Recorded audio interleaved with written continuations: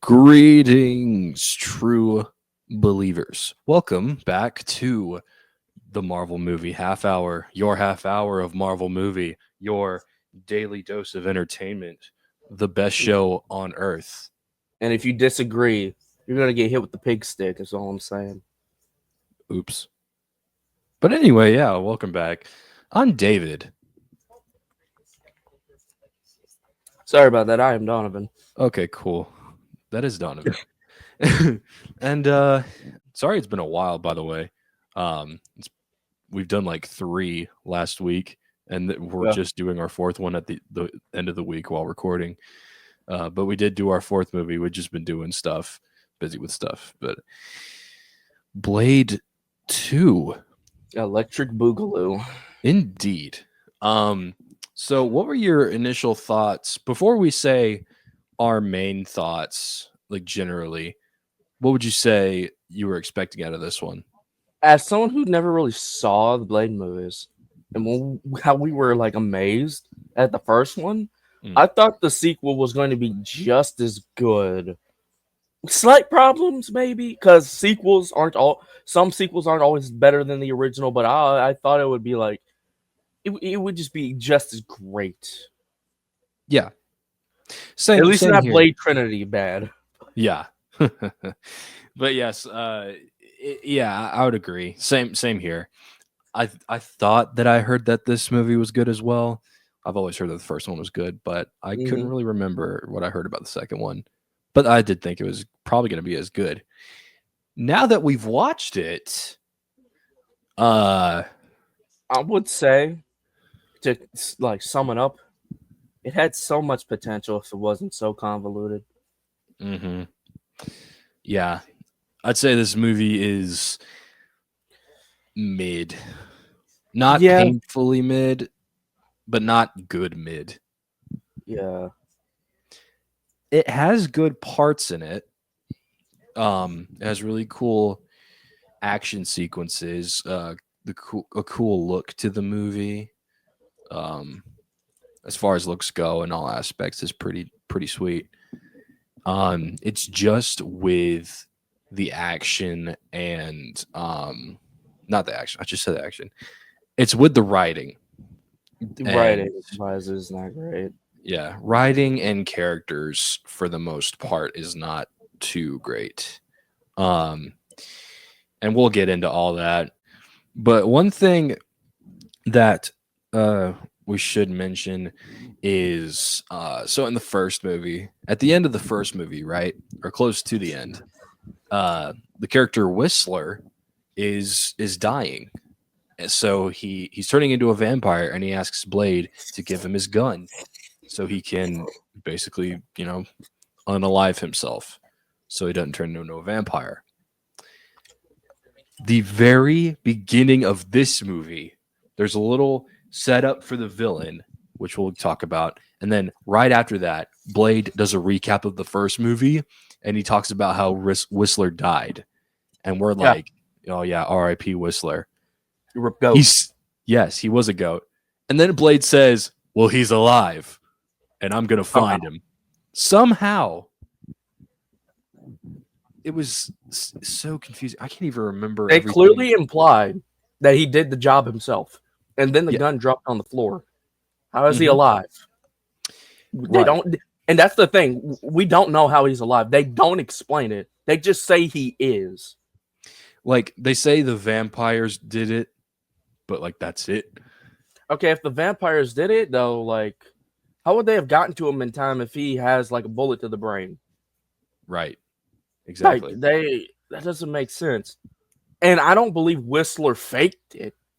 No. I don't like there wouldn't be a real reason to fake that. No, it doesn't make sense there.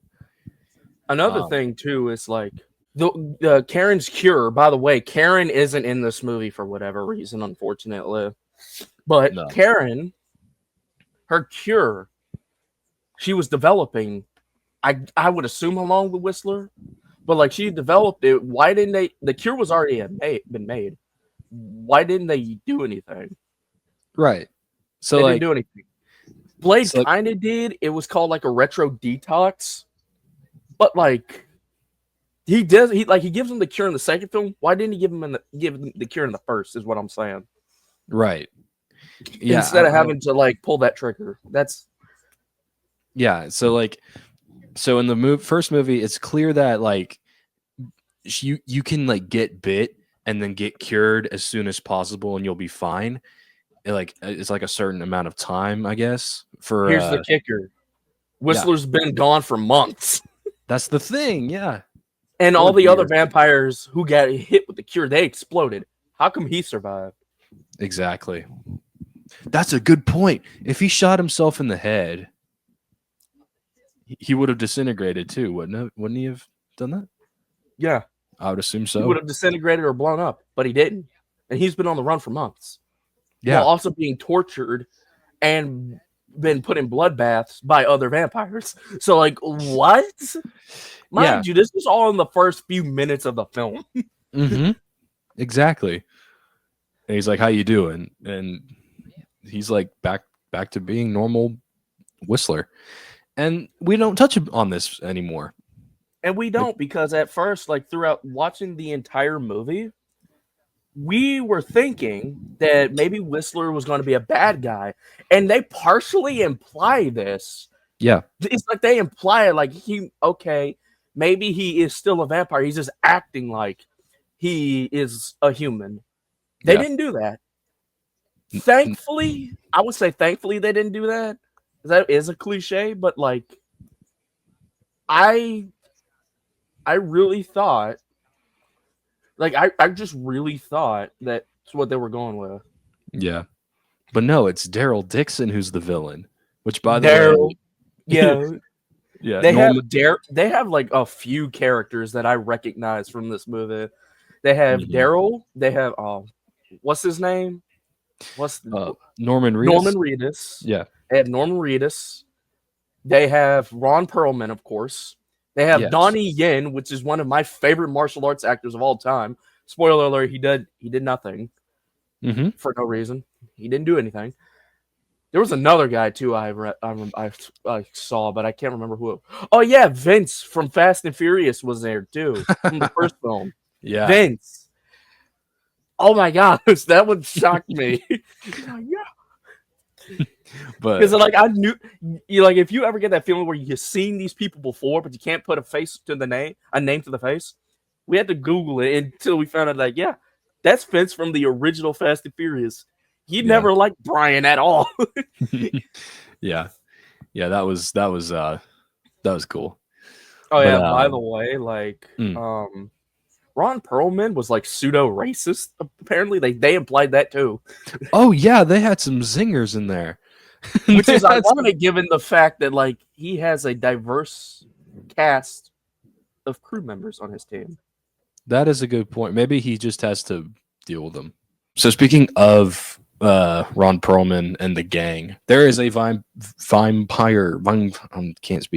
vampire hunting squad, which have vampires in the squad hunting other vampires, and they all look like trash D&D characters. Yes. So we do have IP Man, Fast and Furious, and Hellboy in the group. We have Ip Man with 3 katanas. Yep. And rocking samurai armor. Go figure. Yeah.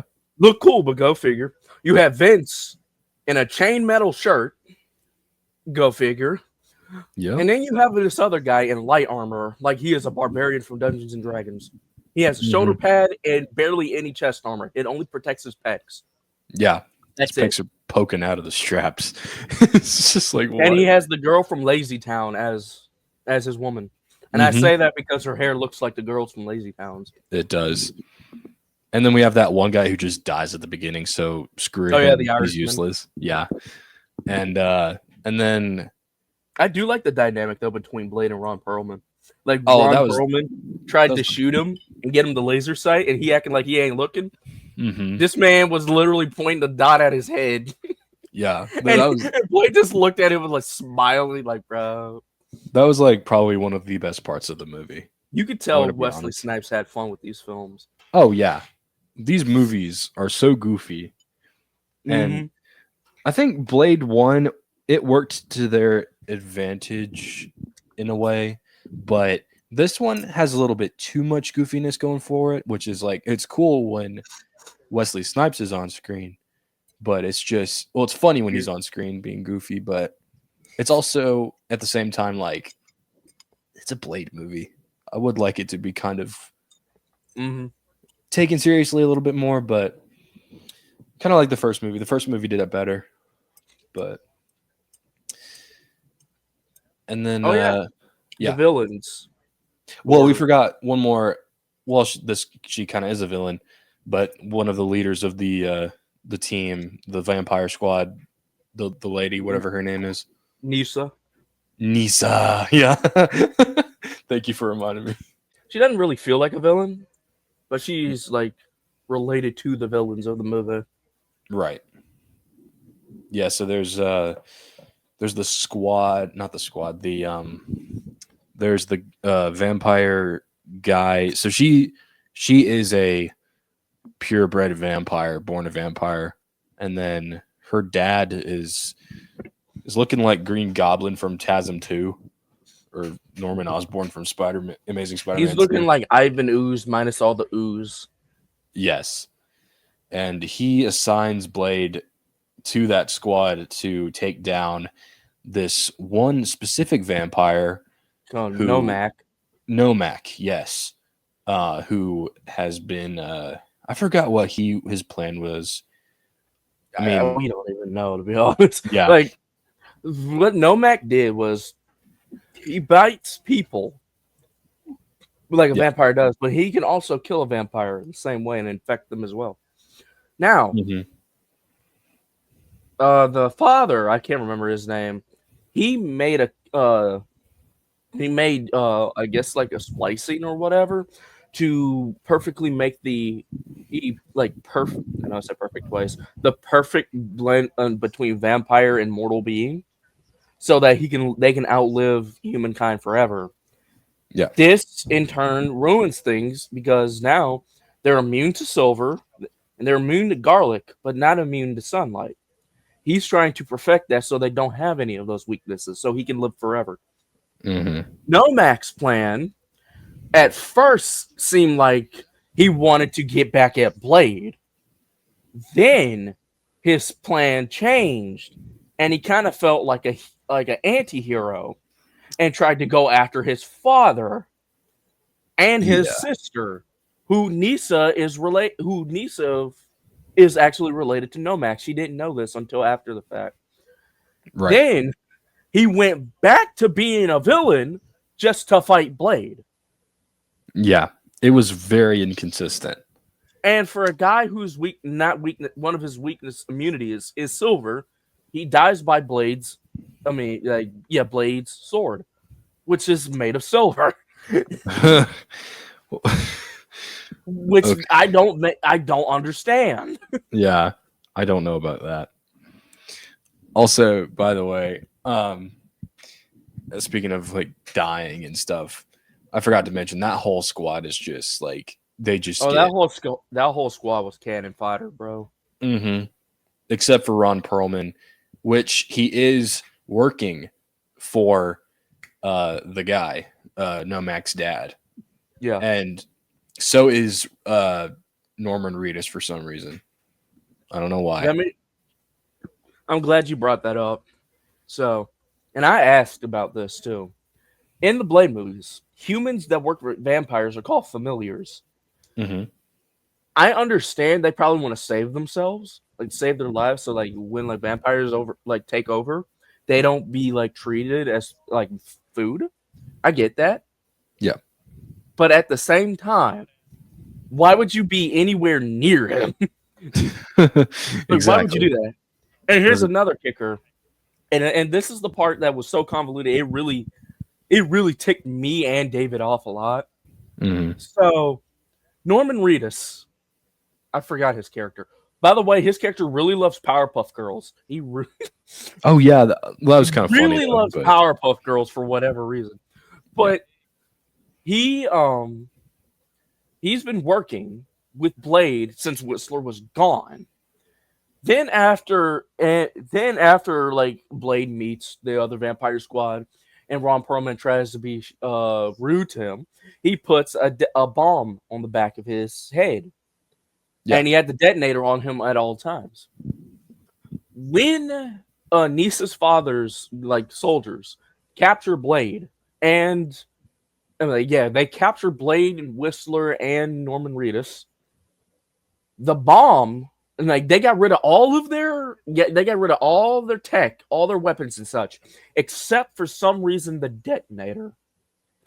Now, when Blade pressed the detonator on the bomb that was on Ron Perlman's head, nothing happened. Nothing happened. After that, Norman looked at him and said, "It was a dud, bro." Basically telling him that he was like the bad guy. He was also a bad guy because he doesn't want to be food. He'd rather be their pet than a slave or something like that. And he takes, and I think him and Ron take the bomb off of his head. Now, the bomb did not work, or the bomb didn't go off on Ron Perlman's head. Why in the world did it go off when Norman had it in his hands?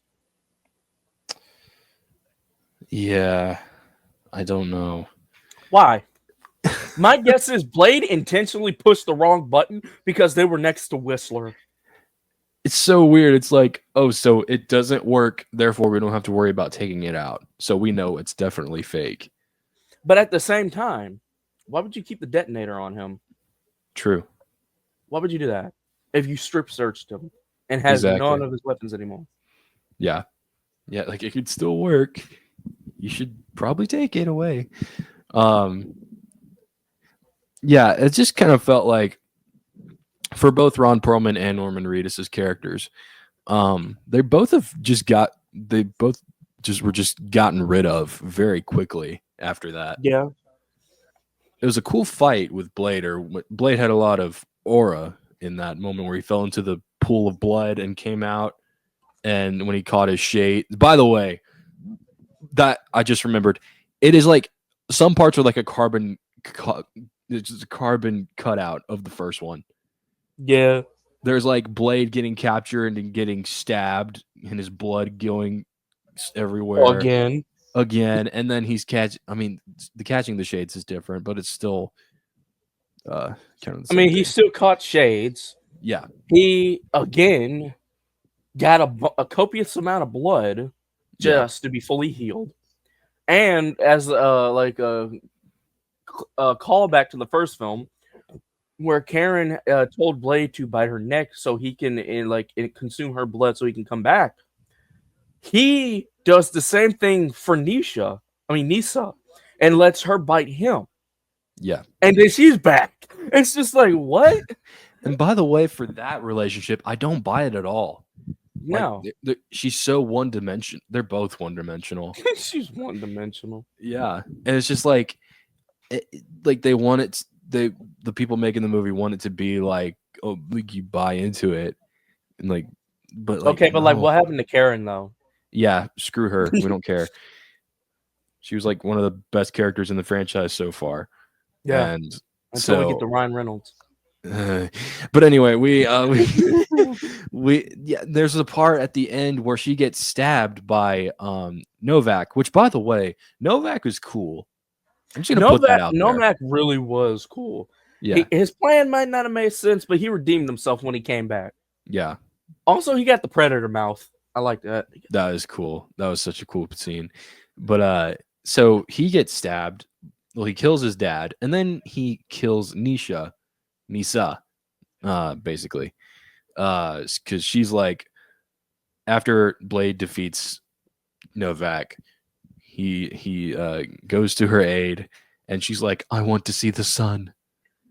For some reason. I don't know why. That's another thing, too. I want to see the sun. Takes her out to the sun. Doesn't even look at the sun. Yeah. I was like, why are you even... Yeah. I'm not saying they took anything, but when we saw this scene, I'm thinking that Black Panther took that. Yeah. Black Panther snatched this scene, bro. It's the first black superhero movie. Meanwhile, Black Panther snatched that. Yeah. Bury me in the ocean with my ancestors. Because death is better than bondage. I want to see the sun as he's being as Blade was carrying Nisa to see the sun. Yeah. And by the way, such an abrupt ending. Like that happens. She burns up. Next scene is this vampire going into like a strip club, and then Blade's there. He's like a vampire from like the beginning of the film, and Blade's like, "I'm gonna let you go," and then come back, and then Blade's like, "Oh, you thought I was gonna forget?" Kills him with the blade, and then credits roll. Movie's over. I thought that was funny though. It was funny, but like so abrupt, and like nothing happened really. Like he kills. But like going back to the other two guys who basically betrayed the squad, he kills them very quickly, very anticlimactic as far as those two guys are concerned, and it just feels like a plot twist that just came out of nowhere because it was hinted at like Ron Perlman and Blade were going to be like friends at the end of this. It seemed like, but no, he's just bad. Norman Reedus. Oh, he's pretty cool. Oh, he's bad. Okay. Yeah. Oh, here's the part where me and David really thought that like Whistler was a bad guy. And this setup was kind of stupid. So the Blade, I'm gonna call them the Blade Squad, the Vampire Squad, Blade Squad. They went to the party in this abandoned building. By the way, they all went through the front door. Oh yeah, kinda. They did. They just go through the front door as a group with rap music going in the background. While Whistler had the right idea and became a sniper on a rooftop. He had the right idea. Yeah. But when Norman was getting over, like he was on the rooftop, Norman was getting overrun by Nomex, like vampires, monsters, or whatever, Reapers, because he infected them as well. Norman was getting attacked in the van. Whistler was nowhere to be found.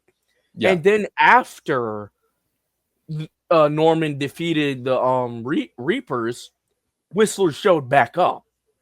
Yeah. Our theory was he either has something to do with that or something happened with Whistler, which they also don't explain. And he was there. Right. And I'm just like, wait a minute. Where were you this whole time?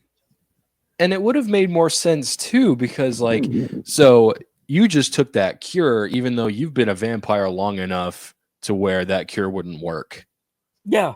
So that would make sense. Like, oh, he fakes taking the cure. He's actually a bloodthirsty vampire now. Or the cure, because he's been a vampire for so long, somehow didn't work. Right. And he faked it. That would have made sense. It probably could have been a good emotional story beat between him and Blade. Yeah. Which, I mean, I don't know if just vampirism just immediately turns you evil, but there is an extent, like, I mean, you need blood to survive, so you probably do anything to get the blood. So I don't know. I mean, that's kind of hard for me to think about now the more I think about it. Like, does being a vampire just make you automatically evil? Not necessarily, but I'd say for a point of survival, maybe, and like maybe he feels like Blade betrayed him. But then again, they were friends for 20 years. It's just all very. It's hard. I don't know. Mm-hmm. Doesn't make sense. Doesn't make sense. But Novak was cool. Blade was cool. Action was cool. It was funny in certain points. That's all my closing arguments. Yeah, I can't really think of anything else either. So I will say, even though I haven't seen Blade Trinity, whereas Blade Trinity, you know that it's going to be bad. This one, yeah, this one's very disappointing, and that's probably the worst feeling, is being disappointed rather than just. At least the fight scenes and rap music was cool. That's true. Yeah, the rap music where they're all walking in formation, that was cool. Yeah, then that's pretty much it. 1 to 10. I was gonna go 5, and then I moved it to a 4. But then seeing some of the cool parts, I'm gonna go 4.5. 4.5 out of 10 for me. Man, we can't win for. No, I was playing. Okay. What were you gonna say? Either 5.5 to a 6. Okay. Somewhere around that area, because there was some cool moments. Oh yeah, and that villain Nomak was really good. I just didn't like his turn. yeah. It was kind of weird, but other than that, at least we got Spider-Man next time. No Way Home. Oh. But yeah, next episode will be Sam Raimi's Spider-Man, which is The underrated one. yeah, honestly. I don't know why. Like people I love don't know it. why either. People love it, but then it's like Spider-Man 2 is better. People love it, and they love Green Goblin, but then they say Spider-Man 2 is better. But let's be honest, we all know which is the best one, Spider-Man 3. Oh, yeah. I will not accept Spider-Man 3 slander no more. Okay, You can say what you want. It might not be the best movie, but it dang sure is one of the best meme-ified films. Oh, of course. To be fair, all of them are. All the Spider-Man movies. But yeah, that's our review for Blade 2. Thank you for listening or watching. Be sure to stay tuned for Spider-Man next time, and we'll see you. Enough said. Appreciate it. Yee.